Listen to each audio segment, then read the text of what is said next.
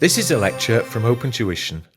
To benefit from the lecture, you should download the free lecture notes from opentuition.com. As well as traditional ratios like return on capital, current ratio and so on, management became interested back in the 1990s in other ratios to try and reflect performance. At the time, the economies went through a process which was known as the dot-com boom, and a lot of early internet companies made enormous losses and unfortunately went bust. I think when they were trying to raise finance, they couldn't really raise finance on the basis of their profit because it was a loss, so they invented alternative performance measures.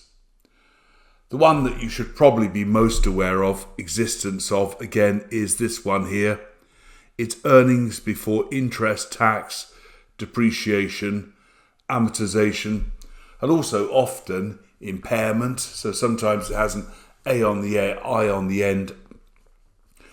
The logic is that if you keep adding back expenses, then eventually perhaps the company will actually start to turn a profit.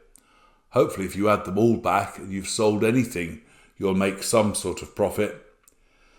Management argued that these figures, like depreciation and amortization, were too arbitrary, not really cash items. And as a result, this statistic became quite popular, along with another one which also had an R on the end, and that's EBITDA, also adding back rents and so on.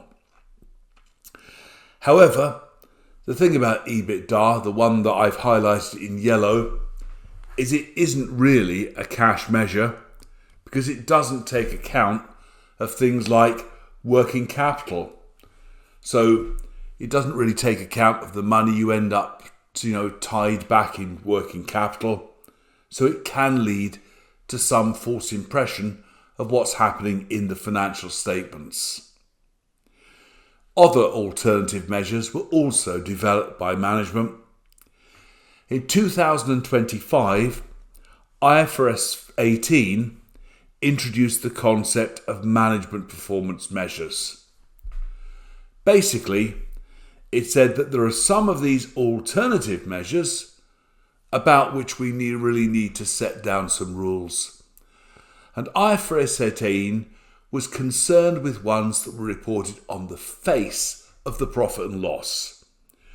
We mentioned in an earlier chapter that IFRS 18 is very clear about what headings to have on the face of the profit and loss, and they don't want management introducing lots of others.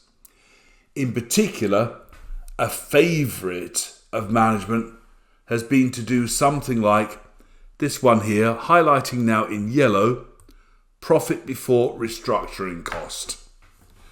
So management would say, well, we restructured this year, so those costs don't really count. Funnily enough, when you have a look at the accounts last year, they also restructured last year, and the year before, and the year before that. You can see you get a total lack of comparability. So IFRS 18 said, look, if you're producing numbers in public communications, so for example, the accounts, but also press releases, and there are actually, again, subtotals in the P&L, apart from the ones you're supposed to disclose, then you need to actually make additional disclosure to explain what's happening. As it says here, highlighting now in green, these items would have to be audited, and we need to state that this measure is not necessarily comparable to what other companies have done, because one person's reorganisation is not the same as another. Explain why it's useful, and again, reconcile back to the official total like operating profit. So IFRS 18 tries to tighten up on these alternative measures. If they're buried in note 604 to the accounts, it's not so serious. But if they're disclosed on the face of the profit and loss, then we need these green disclosures. IFRS 18 also takes a slightly dim view about this word EBITDA, because it makes you think of things like earnings per share, which is right down the bottom of the profit and loss, and people might think it's directly comparable to earnings per share. Therefore, what IFRS 18 is saying, highlighting now in blue, is that instead of using the term EBITDA, you ought to use OPDI. It means the same. Operating profit, which is of course earnings before interest and tax. Operating profit before depreciation, amortization, and you guessed it, impairment. So OPDI, from what I can see, looks more or less the same as EBITDA, or perhaps EBITDA, adding back, but it's perhaps a better descriptor, so people don't get confused with earnings per share. Aside from IFRS 18, there's not really been much going in terms of trying to temper what management are doing. But one organisation that did start to stick their finger in the pie was the European Union. And in particular, the European Securities and Markets Authority laid down some guidelines, generally about extra disclosures. And it's not a case of you learning them as the ESMA guidelines, but they're good for discussion, because if the examiner gave you an unusual statistic and said management wants to disclose it, you'd say, well, is it clearly defined? Is it reconciled to an official number? Again, do we explain how it's relevant and reliable? How prominent is it?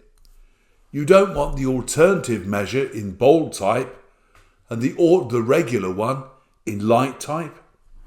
Again, make sure you show something, show it for last year, and don't keep changing the way you calculate it.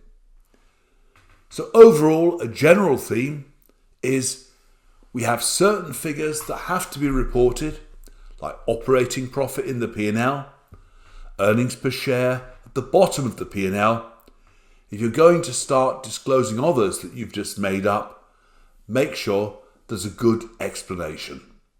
And that's it for alternative performance measures. Thank you.